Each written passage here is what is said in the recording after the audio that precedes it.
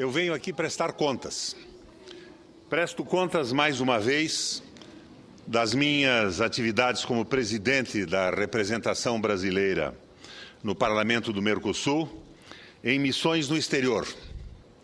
Retorno agora de Cádiz, na Espanha, onde participei de mais uma assembleia da Eurolat, que reúne parlamentos latino-americanos e o Parlamento Europeu. Lá, como no Fórum de Guadalajara, no México, assim como nas sessões do Parlamento Andino em Lima, no Peru, dominou o mesmo tema: a crise financeira global. Se em Guadalajara, com poucas discrepâncias, concluímos que o neoliberalismo não tem nada a contribuir para a libertação dos povos das desgraças que ele próprio engendrou, em Lima, ouvimos estarrecidos o presidente da Suprema Corte do país dizer que uma das tarefas fundamentais do Judiciário é a de garantir o livre mercado contra toda veleidade de regulamentá-lo. A sacralização do Pacta Sunt Servanda. Parece que as nossas Supremas Cortes enfiaram-se por ínvias sendas. Na Europa, foi possível um contato direto com os estragos e a reação popular a eles, causados pela política de austeridade fiscal imposta a Portugal, Espanha e Itália e principalmente a Grécia pelo Fundo Monetário Internacional. Comissão Europeia e Banco Central Europeu, a tão amaldiçoada Troika.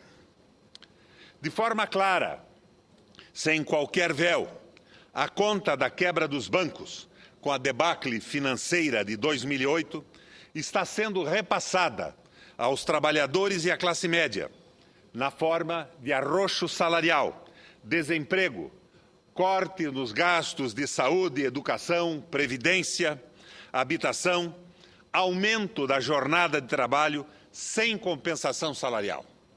E mais, senador Cristóvão, o desemprego na Espanha já ultrapassa os 25%. Mais de 400 mil famílias já perderam suas casas, retomadas pelos bancos, provocando uma onda de suicídios. E até o final do ano, projeta-se mais 180 mil famílias serão expulsas de suas residências. E leio nos jornais brasileiros que a Câmara Portuguesa de Comércio e Indústria do Rio de Janeiro promove naquela cidade, entre os dias 6 e 9 de dezembro, uma grande feira de oferta de imóveis, colocando à venda milhares de casas e apartamentos, tentando atrair os ricos brasileiros, porque os pobres portugueses não têm mais como pagar as suas casas. Segundo o Banco de Portugal, o Banco Central deles, mais de 37% das famílias lusitanas têm algum tipo de dívida. 25% dos domicílios têm dívida hipotecária, de difícil, na realidade, senador Raupp, de impossível resgate. Sob a regência da senhora Merkel, uma dama de ferro tardia, uma chanceler de ferro deslocada no tempo, a Troika assume o interesse das classes dominantes, releva as estripulias do mercado financeiro, cobre os rombos dos bancos, premia a especulação por mais destinada que tenha sido. Enquanto os inventores do subprime, enquanto os bancos, seguradoras e especuladores são resgatados e salvos sem arranhões, suas vítimas, os trabalhadores desses países, são punidos. Enfim, nada mais do que o triunfo, a prevalência da ordem natural das coisas sob o capitalismo selvagem. Foi o que vi na Europa. Vi mais. Vi no México e no Peru.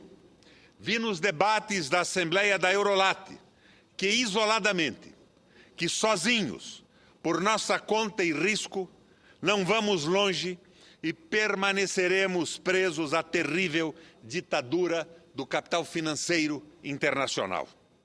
Paulo, o apóstolo, a quem talvez se deva a afirmação do cristianismo, sustentava que fora da igreja não havia salvação. Da mesma forma, é possível assegurar que fora da unidade e da simbiose latino-americana, sul-americana, hoje, para nós, não há salvação. Não há redenção para os nossos povos. Não há futuro para os nossos países. Não há clemência para os nossos seculares sonhos de independência, desenvolvimento e bem-estar fora da unidade latino-americana. O axioma é tão antigo que os pressupostos tão incontestáveis que reafirmá-los pode soar óbvio, pedante ou até mesmo tedioso. A indispensabilidade da União Latino-Americana é uma dessas verdades que, de tanto serem reafirmadas, parecem embotar os nossos sentidos, tornando-os insensíveis a elas. Mas são verdades que, a cada passo de nossa história, especialmente em conjunturas de crise econômica como agora, explodem à nossa frente. O que nos impede de despertar? O ditado, o conhecido ditado. O uso do cachimbo faz a boca torta. Aplica-se aqui à perfeição. O nosso cérebro e a nossa alma, toda hora alvejados por uma mídia servil aos interesses imperiais e sempre pronta a revalidar a nossa inferioridade, entortam e distorcem nossa percepção, deformam a nossa vontade e moldam o nosso conformismo. Todo sentimento de latino-americanidade é tratado com deboche, como manifestação atrasada, jurássica, moderno, avançado, proclamam os nossos liberais de fancaria e seus meios de comunicação. Moderno e avançado é resignar-se ao papel de produtores de commodities e consumidores de produtos importados. Moderno, dizia Fernando Henrique Cardoso, é ser dependente. Modernos são os acordos bilaterais, amarrando o mais fraco ao mais forte. Atrasado é formar blocos, buscando o perfeito equilíbrio entre os interesses de cada país. Moderno, como queriam Menem, Fernando Henrique, Fujimori, Salinas de Gortari, é a ALCA, é a recolonização da América Latina. Ao discursar na abertura da 67ª Assembleia Geral da ONU, nossa presidente do Brasil, Dilma Rousseff, fez duras referências à política econômica dos países centrais. Criticou a guerra cambial, deplorou a opção por políticas de recessão, políticas ortodoxas que aumentam a recessão, esmagam os trabalhadores e prejudicam ainda mais os países em desenvolvimento.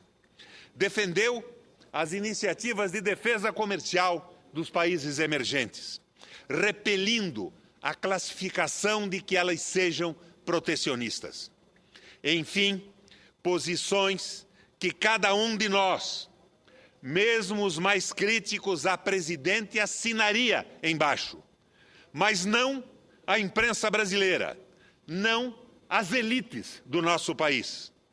Os principais veículos de comunicação do Brasil abriram espaço a críticas amargas ao discurso da presidente, posicionando-se em defesa do Federal Reserve, da Troika, do Fundo Monetário Internacional. Como observou o nosso economista José Carlos de Assis, o entreguismo parece coisa antiga, mas lamentavelmente está vivo, e muito vivo. Logo, se é verdade que fora da unidade latino-americana não há salvação, Da mesma forma, é verdade cristalina que, sob as classes dominantes dos nossos países, não há saída para o atraso, para se desatar as amarras que nos prendem à dependência, à condição miserável de mendicantes. As elites de nossos países, com seus instrumentos de dominação, como a mídia, setores das igrejas, o ensino, a academia, o sistema político eleitoral, o judiciário, são inimigas de toda mudança, de qualquer reforma, por inofensivas que possam parecer. Como se vê, a primeira barreira à unidade latino-americana está em nossos próprios países. Mesmo em países que os governos tendem à esquerda, persiste, resiste uma burguesia tacanha, retrógrada, culturalmente limitada, sempre de plantão para apoiar golpes de Estado ou então conspirando no judiciário, no legislativo, na imprensa, para que tudo permaneça como está. Reformas lampedusianas. Quando se movimenta, é para antecipar a possibilidade de mudanças segundo o velho preceito lampedusiano. Assim, quando vejo elogios à consolidação da democracia nos países latino-americanos, instintivamente me ponho de alerta.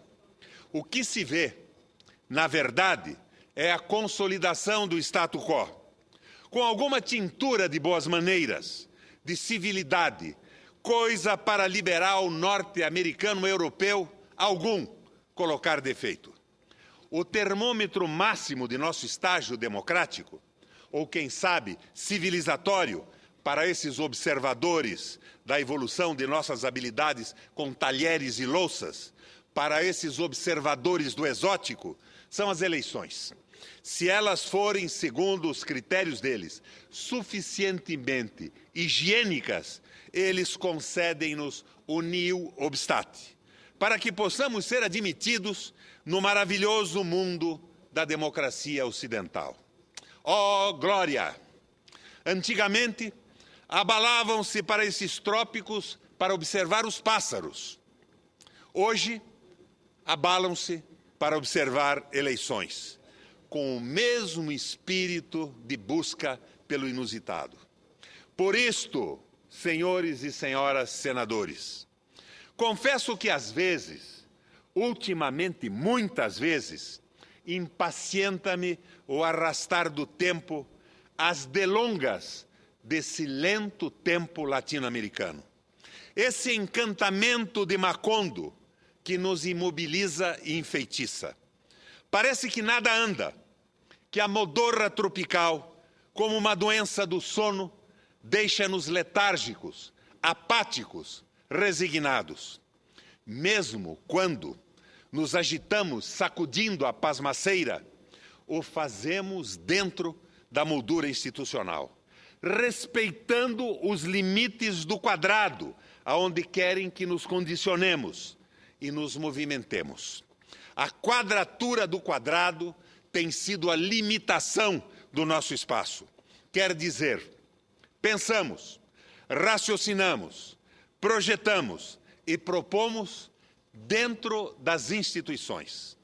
Discutimos a crise, examinamos suas raízes e apontamos as saídas dentro das instituições da chamada normalidade democrática de respeito aos contratos e às regras do jogo. Mesmo as nossas palavras mais duras, mais incandescentes, transformam-se apenas em belas palavras diante do muro das instituições, das pedras da lei. Mas que são as instituições que governam cada um de nossos países? Cui prodest? Cui bono? A quem elas interessam? A quem elas beneficiam? Certamente não a maioria de nossos povos. Logo, não são democráticas, não aos interesses nacionais, logo, não servem aos nossos países. não ao progresso da civilização, à libertação do homem da exploração e da miséria. Logo, não são humanitárias. Singelamente, o que eu quero dizer, singelamente quero dizer que se esgotou o tempo das belas palavras, das belas intenções, esgotou-se o tempo da convivência com este modelo institucional. Fomos derrotados, claramente derrotados em nossas pretensões de rompimento, de mudança radical do sistema, nas décadas 50, 60 e 70. Senador Cristóvão, nós perdemos. Não interessa examinar aqui o porquê, mas perdemos. Ou atordoados pela derrota, ou cansados da revolução, ou fascinados pela possibilidade de ascensão ao parlamento, ao governo, nunca ao poder, ressalve-se, reinventamos latino-americanamente o Pacto de Moncloa, embora na substância registre-se a mesma capitulação. Será que não basta? Será que já não deu para o gasto? O que avançamos nessas 3 últimas décadas na Latinoamérica sob a égide de tal democracia e sob governo ditos ou tidos como de esquerda? Governos populares, Waldir Raupp. Sei. Argumenta-se que diminuímos a desigualdade, reduzimos a mortalidade materno-infantil, tornamos menor o número de analfabetos, distribuímos alguma espécie de renda, trouxemos dezenas de milhões de deserdados ao maravilhoso mundo do consumo de 3 refeições diárias. E isto mais, e mais aquilo. Parabéns! Muito bom! Mas desde quando iluminar com uma luz ainda débil os cantos escuros dessa miséria tão antiga significa o descortino, a aurora de um novo tempo? Se contentamos com pouco, se agimos como as madames dos chás de caridade, se nos equiparamos aos jogadores de futebol e às celebridades televisivas, que sobem os morros ou descem as palafitas para fazer trabalhos sociais, tudo bem, estamos servidos. Acredito, no entanto, que a nossa ambição seja maior. Não é possível que aceitemos que a melhoria de vida das camadas mais pobres seja vista como uma revolução.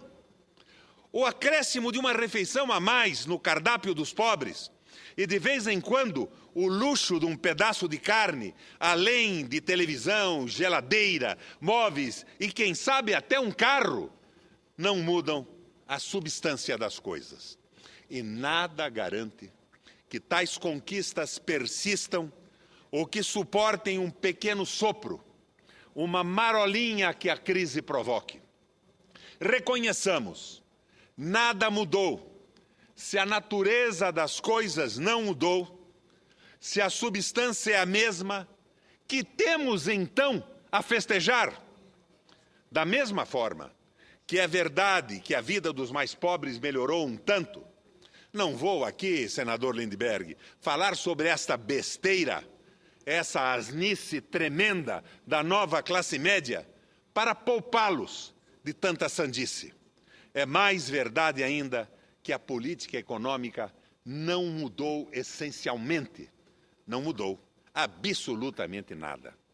As nossas elites, os chamados capitães da indústria, os grandes comerciantes e o agronegócio, não se opõem a certa intervenção estatal da economia, mas querem que a produção e o desenvolvimento capitalista se deem sob o absoluto e total controle deles.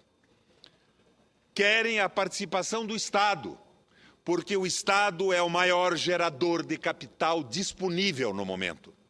E esse Estado, o maior gerador de capital disponível, mesmo quando sob governos de esquerda e à esquerda, contribui para a perpetuação das desigualdades, para a exacerbação da concentração de rendas.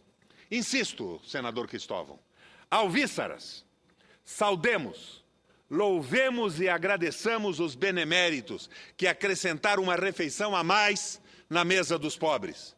Mas isto não é a revolução sonhada. Se as concepções e os interesses de classe guiam a política econômica, continua exatamente a mesma. Irrepreensivelmente os mesmos. O que mudou?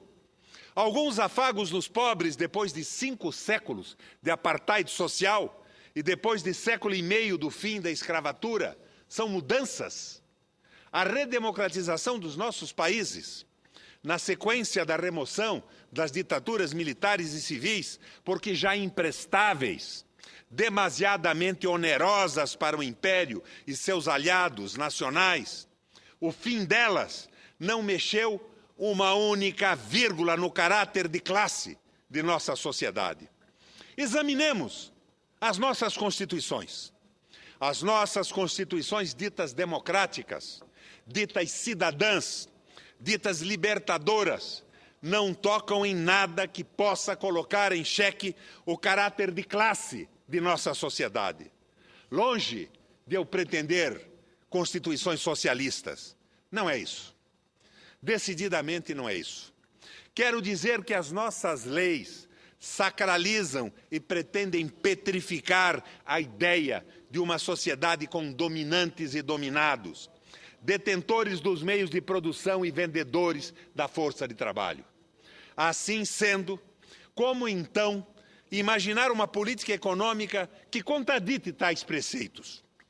Diariamente, aqui no Senado da República do nosso Brasil, nas comissões e nos plenários desta Casa, assim como na Câmara dos Deputados, aprovam-se emendas à Constituição, diariamente. No entanto, nenhuma emenda, uma mísera que fosse, arranha prerrogativas dos dominantes, faz cócegas no sistema bancário, cutuca os graníticos pilares em que se funda a República Brasileira. O jurista Fábio Comparato, fazendo uma exegese de nossas leis, examinando a realidade das coisas em nosso país, conclui, abre aspas, no Brasil, o povo não tem poder algum. Faz parte da encenação, faz parte do conjunto teatral, mas não faz parte propriamente do elenco. Fecha aspas. De fato, as nossas leis não foram feitas para consagrar a plenitude da justiça, e sim para garantir privilégios, ou, quando muito, para remendar, mitigar situações, a fim de que tudo continue como está. Remendos, observe-se, que demoram séculos para serem exercidos. E não falo dos 300 anos da escravatura dos negros, legalizada em nossas cartas. Mas não vim aqui propor reformas constitucionais. Não quero remendar o que parece irreparável. Ruptura. Esta é a palavra. Esta é a ideia que gostaria de introduzir em nossas discussões. Da mesma forma que sem unidade não há salvação para a América Latina, sem ruptura não há saída para a crise com a qual o capitalismo selvagem nos contamina. Na verdade, o que eu queria dizer mesmo é que sem revolução não há salvação. Parênteses, no entanto, quando falo em revolução, não estou concitando ao levante, a pegarem armas. Os conservadores, pródigos em mistificações, buscam sempre associar a proposta de revolução à luta armada, à violência, estigmatizando a ideia de transformação, de mudança estrutural da sociedade. Não só a direita, mas também certa esquerda dogmática, tão aferrada ao pé da letra quanto os criacionistas. Experiências aqui mesmo na América Latina, experiências na Europa, exemplificam que é possível atingir um grau avançado de ruptura lançando-se assim as bases para a construção de uma nova sociedade que tenha como medida, princípio, meio e fim, os interesses nacionais e populares. Utopia? Não. Sonhar é melhor que o inútil, o estéril e o esgotante trabalho de deitar remendos em um tecido que já se deteriora e apenas não se desfaz em 1000 pedaços porque não agimos. É o desafio que lanço. Sim, concordo. Vamos discutir a crise. Vamos sinalizar as saídas para o impasse. Sim, vamos desancar a financiarização da economia e apontar seus malefícios para a civilização.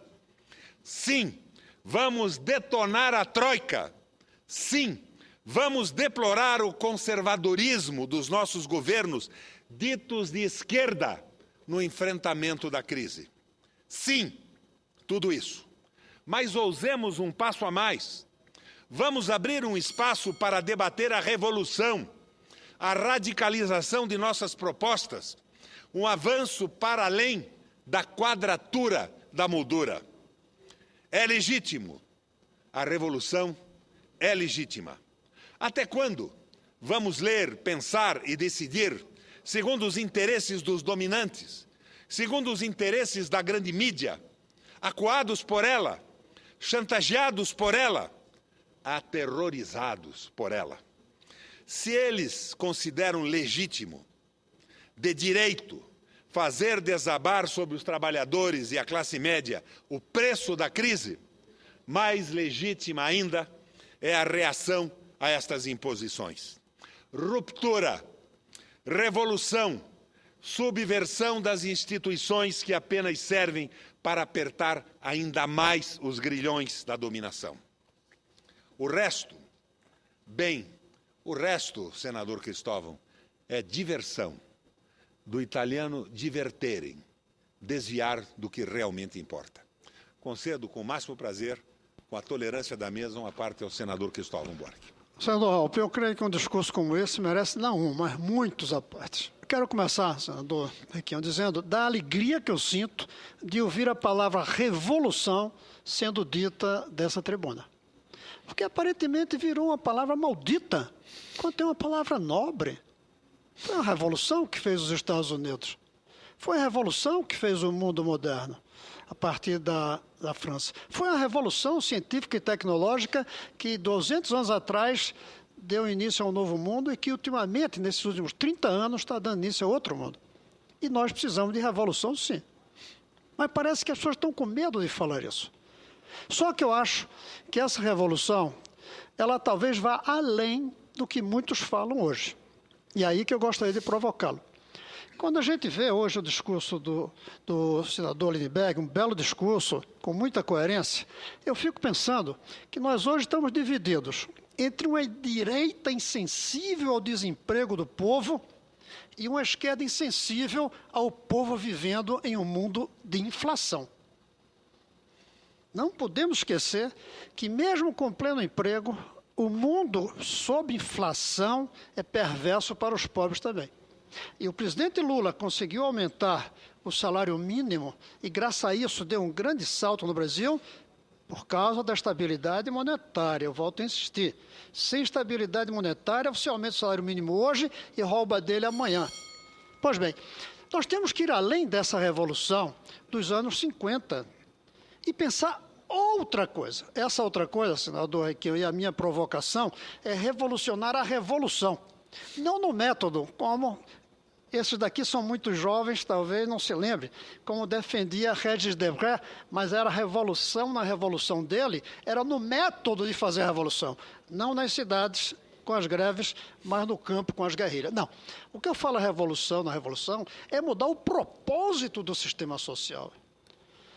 Não dá para continuar, senador Raupp, achando que ser revolucionário é prometer ilusoriamente que todos serão ricos. Nós temos que ter uma revolução que prometa que todos serão felizes. E não é sinônimo. Feliz, para chegar lá, primeiro é não haver nenhuma necessidade básica. Isso sim. Depois havia a permissão de uma escada de ascensão social em que todos tinham acesso, que é a educação de qualidade igual para todos. A revolução, para mim, senador Requião, é o filho do mais pobre trabalhador na mesma escola do filho do mais rico patrão. Essa é a revolução. E aí cria-se uma escada de ascensão social. Ninguém com necessidades básicas. E depois cada um usa seu recurso para o que quiser. Uns para ter tempo livre, outros para comprar bens de consumo. Hoje a gente está querendo que todo mundo compre esse bem de consumo. Há um limite ecológico e há um limite financeiro, porque isso exige endividamento.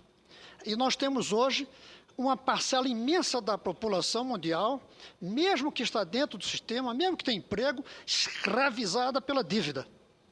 E não porque o banco levou dinheiro para ele, porque ele foi pedir dinheiro ao banco.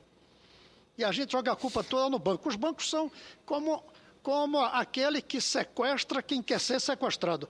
O cara chegou ali, disse que quer ser sequestrado, o outro... Veja a força dos bancos, viu? Quando eu começo a criticá-los, perco a voz. Mas não podemos jogar a culpa só nos bancos. O nosso sistema é endividador. Logo, é submetido à ditadura do sistema financeiro pela própria essência do nosso sistema consumista. E não porque os banqueiros empurram dinheiro. Então, eu gostaria de ver uma revolução no próprio projeto de sociedade, o propósito da sociedade, que não seja só o produto interno bruto, que não seja só o PIB, seja o aumento do bem-estar e da própria felicidade dos seres humanos. O que exige emprego, o que exige não ter necessidade básica, mas o que exige, sobretudo, liberdade para usar bem o tempo livre na realização dos seus objetivos de bem-estar, que não pode ser o mesmo. Consumo, consumo, consumo, escravizando, sob a forma de dívida, dívida, dívida. Então, vamos revolucionar a revolução. Mas, de qualquer maneira, pelo menos eu vejo o senhor, talvez não tenham visto muitos outros, eu tenho também falado. Às vezes eu não digo revolução, eu digo inflexão histórica. Mas eu fico feliz de ouvir a palavra revolução nessa tribuna. Está precisando falar mais dela aqui. Senador Cristóvão, nos últimos 15 dias, eu participei do Parlamento Andino, em Lima, de um debate no Fórum de Guadalajara, no México. E até ontem, antes de ontem, eu estava na reunião da Eurolat, em Cádiz, na Espanha. Eu vi o desespero das populações na rua. Eu vi em Granada 50, 60 mil pessoas marchando em protesto contra a exploração dos bancos e o despejo das residências financiadas que os trabalhadores não podem pagar. Mas eu, nesse tempo todo, preguei a crise, o partido da crise, partindo do pressuposto que, por exemplo, o Brasil e o México só conseguiram um avanço extraordinário nos anos 30 com a crise do mundo imperial. Com a crise, os países dominantes não têm muito espaço para se preocupar com os outros. E foi nesse espaço da crise que Getúlio Vargas montou a Siderúrgica Nacional. Foi nesse espaço da crise que Salinas de Gortari iniciou a industrialização do México. E lembrava que em chinês a palavra crise é escrita com o mesmo ideograma com o qual se escreve oportunidade. É a oportunidade de aproveitarmos a crise para reformarmos definitivamente a nossa política econômica. Mas o que vi no Parlamento Andino? Vi o presidente da Suprema Corte do Peru dizendo que a finalidade do Superior Tribunal peruano é defender o livre mercado e o Pacta Sunt Servanda, os contratos bilaterais propostos pelas potências.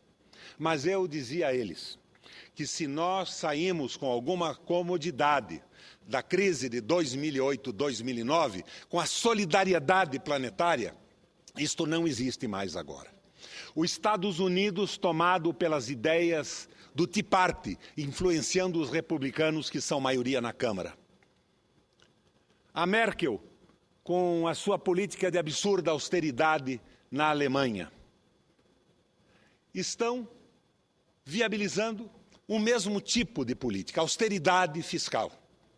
corte nas despesas de educação, de saúde, aumento da carga horária dos trabalhadores, expansão monetária e utilização da moeda para explorar outros mercados.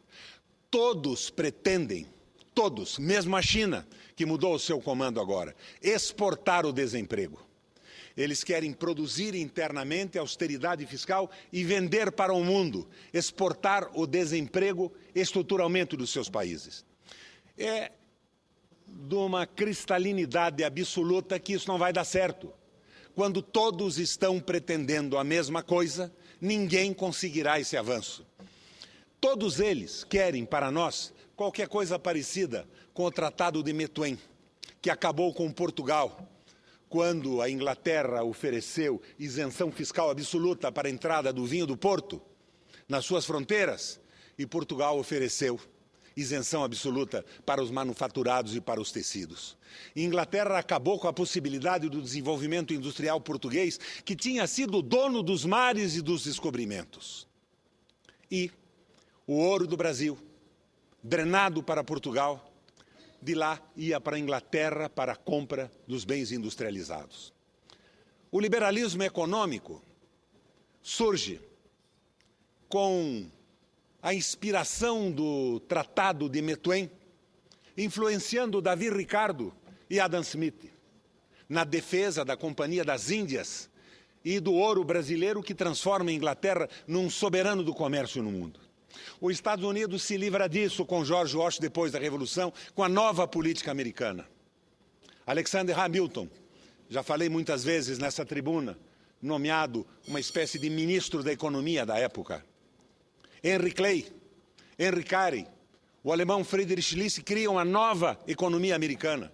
E os Estados Unidos se recusa a ser fornecedor de matéria-prima e de mão de obra barata e inicia a sua industrialização com o Tratado das Manufaturas, que Alexander Hamilton manda para o Congresso norte-americano. E aí se construiu um país fantástico, que acaba se demolindo com a financiarização da economia. E o tempo que eu tenho seria muito escasso para abordar a crise americana e as suas fases. Nós aprendemos com o mundo e com as experiências a raiz da crise, o desastre da financiarização, e acabamos embarcando na mesma canoa. Hoje pela manhã, eu dizia ao nosso presidente Michel Temer, e posteriormente conversava aqui com Lindbergh e com o senador Cristóvão, o discurso da nossa presidenta Dilma em Cádiz foi magnífico, foi perfeito, foi afirmativo, foi a defesa dos interesses nacionais, foi a contraposição clara ao bilateralismo dos acordos. E seria uma maravilha se o discurso da presidente se transformasse de verdade na prática do governo brasileiro internamente e no espaço do Mercosul. Com o máximo prazer, dou uma parte ao senador Lindbergh. Senador Roberto Requião, vou ser bem breve. Eu pedi essa parte para cumprimentar um dos grandes pronunciamentos que assisti aqui esse ano nesse Senado Federal, pela força, pela coragem na defesa das ideias. Concordo integralmente no diagnóstico dessa crise econômica internacional. Faço alguns reparos, tem uma diferença de conteúdo apenas na questão latino-americana e brasileira. Acho, de fato, senador Roberto Requião, que nós estamos fazendo um desembarque dessas políticas neoliberais. Eu falava para o senador Cristóvão Buarque que não é a busca do crescimento pelo crescimento. A gente tem aqui no Brasil um crescimento com a grande inclusão social. 40 milhões de pessoas ascenderam à classe média. O discurso da presidenta Dilma, eu fiz um pronunciamento sobre esse discurso. Mas pode desembarcar subitamente, pela falta de industrialização do Brasil, pela primarização da economia. Nós sabemos que esse é um problema. Um desastre sem limites que nenhum de nós deseja. Nós sabemos que esse é um problema. Agora, o mundo inteiro, em que o discurso, senador Roberto Requião, é a mesma ladainha, os velhos planos de austeridade que nós encaramos aqui nas décadas de 90, nós, apenas aqui na América Latina, está sendo possível a construção, talvez, de um outro caminho. Mas eu faço só esse reparo em relação à minha divergência de conteúdo, em relação ao nosso caminho, mas eu quero elogiar um pronunciamento de Vossa Excelência. Eu queria, inclusive, acabar com Vossa Excelência conceder 2 minutos mais para concluir. Só para acabar, quando Vossa Excelência falou da crise na Europa e falou dos suicídios, eu queria, senador Roberto Requião, enriquecer esse vosso pronunciamento com um trecho de uma carta do farmacêutico aposentado grego de 77 anos que suicidou. Apoteker. Que diz o seguinte: o governo de ocupação, ele fez uma referência ao governo colaboracionista grego na época da ocupação nazista, aniquilou qualquer possibilidade de sobrevivência para mim, que vivo de uma aposentadoria digna que paguei por minha conta sem nenhuma ajuda do Estado durante 35 anos. Dado que minha idade avançada não me permite recorrer à força, embora, se um grego empunhasse uma Kalashnikov, eu seria o segundo a fazê-lo, não me restou qualquer outra solução para um final digno antes de ser obrigado a buscar comida no lixo. Tenho fé que um dia os jovens sem futuro se erguerão em armas na praça de Cintaina e pendurarão os traidores da nação como os italianos fizeram com Mussolini em 45. Bilhete deixado por Dimitris Christoulas, que se matou com um tiro a poucos metros do parlamento grego no início de abril desse ano. Cumprimento Vossa Excelência por esse pronunciamento e considero um dos grandes pronunciamentos feitos no plenário dessa casa esse ano. Senador Lindbergh, eu vi o desespero dos espanhóis, mas eu hoje alimento uma certeza. Nós temos uma crise inevitável que chega no Brasil também. Ela pode ser longa, estiolando a economia dos países, ou ela pode repentinamente ser abrupta, com um desastre como a quebra do Lehman Brothers, a provável saída que a Merkel evitou agora dando 2 anos para a Grécia, a quebradeira da Espanha ou de Portugal. Mas eu vi uma greve de vários países simultaneamente. De Portugal, da Espanha, da Bélgica, da Grécia e da Itália, simultaneamente na Europa. E nós temos que começar a pensar numa mudança radical desse processo. Eu acho que a presidente Dilma, e eu louvo, como você também louva, a integração de 44 milhões de brasileiros, a refeição 3 vezes ao dia, mas isso tudo pode desabar de uma hora para outra. Nós temos que apostar pesadamente no Mercosul. A entrada da Venezuela foi abençoada com seus 450 bilhões de reais de produto interno bruto. Mas nós não podemos esquecer que a Venezuela não se conformará em ser um mercado consumidor para produtos fabricados no Brasil e alguns poucos na Argentina. Nós temos que montar um projeto de desenvolvimento do Mercosul. E nós precisamos, sim, negociar com a Europa, mas não bilateralmente.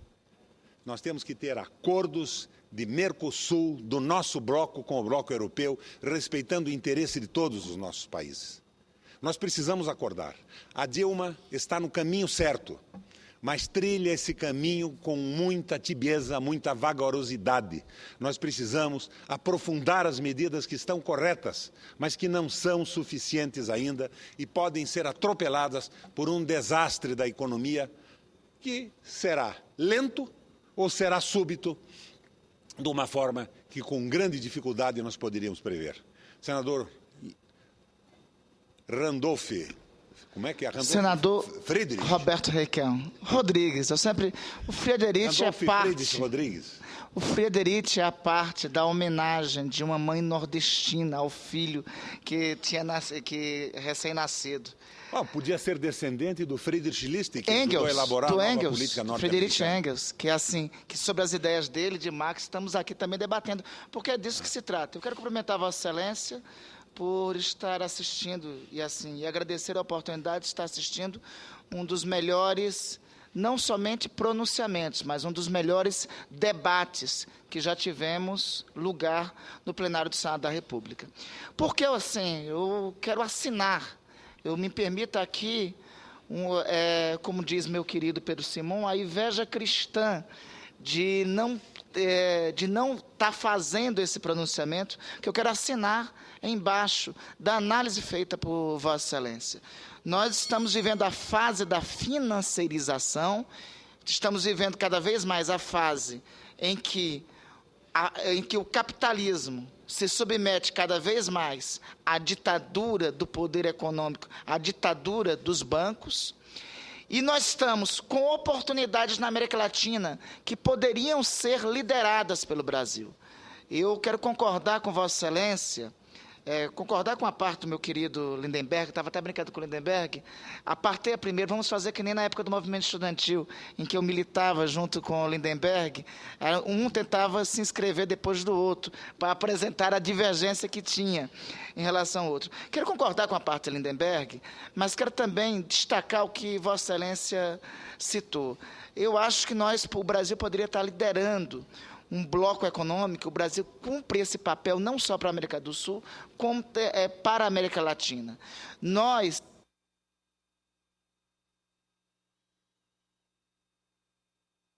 financiarização do capital. E temos a continuação dessa ditadura enquanto 50%, quase 50% do orçamento público, por exemplo, continuar comprometido com a dívida pública. É verdade que a crise, e é importante aqui se dizer, essa crise não é só econômica, o senador Cristóvão destaca aqui, essa crise é humana e é ambiental também, mas é em decorrência da crise econômica, é em decorrência do sistema de fluxos da economia, da financiarização do capital, que nós temos a decorrência do conjunto das outras crises. Eu acho que o Brasil, nós podemos estar perdendo a oportunidade de ousar mais pelo papel que cumprimos na economia mundial e pelo papel que o Brasil tem cumprido de liderança, em especial na América Latina. Algumas medidas que vêm para serem apreciadas por nós recentemente, a modificação da Previdência dos servidores públicos, que é a continuação da lógica da reforma previdenciária. Algumas dessas medidas não apontam no sentido de avançarmos na ruptura. Me permita dizer uma palavra que nós todos que aqui aparteamos, Lindenberg, eu, senador Cristóvão, e o senhor, aprendemos a respeitá-la e admirá-la, e que louvamos ela ter sido pronunciada de novo dessa tribuna. A palavra revolução, no sentido de romper e avançar e dar próximos passos, é necessário termos coragem no Estado brasileiro, não só de pronunciá-la, mas de executá-la. E o Brasil cumpre um papel de protagonista da cena política mundial que poderia possibilitar isso. Cumprimento Vossa Excelência pelo pronunciamento. Imagina, senador Lindenberg, a minha satisfação, depois de ter peitado... Imagina a minha satisfação, depois de ter peitado o Eurolat inteiro, contestando as propostas de acordos bilaterais, a reprodução do Tratado do Vinho do Porto, de Portugal com a Inglaterra, do Tratado de Methuen, isoladamente, escutar posteriormente, não participei da reunião dos executivos, eu estava saindo já, o discurso da presidente Dilma exatamente na linha das posições que eu tomei. Eu só gostaria que isso fosse efetivamente implementado na política interna do Brasil. E aproveito o minuto que Vossa Excelência me dá para fazer um apelo que nada tem a ver com o discurso que fiz. Eu tenho um projeto de emenda constitucional tornando finito o mandato dos ministros do Supremo Tribunal Federal. Estou propondo 8 anos para cada um e acabando com o limite de idade. Não tem mais cabimento que um ministro do Supremo tenha que abandonar a corte por ter 70 anos. Mas não podem passar de 8 anos na duração dos seus mandatos. Eu já devo ter 17 ou 18 assinaturas e eu solicito aos companheiros do plenário que concordarem com a discussão dessa proposta, que me deem a colaboração do seu apoiamento e da sua assinatura. E agradeço a tolerância do nosso Valdir Rapp ao avanço do tempo, que já se tornou um costume, não é, senador Cristóvão? Nas nossas segundas-feiras e nas sextas-feiras. E, de repente, eu descubro que o plenário do Senado Federal, pelo menos na segunda e na sexta-feira, é um plenário revolucionário.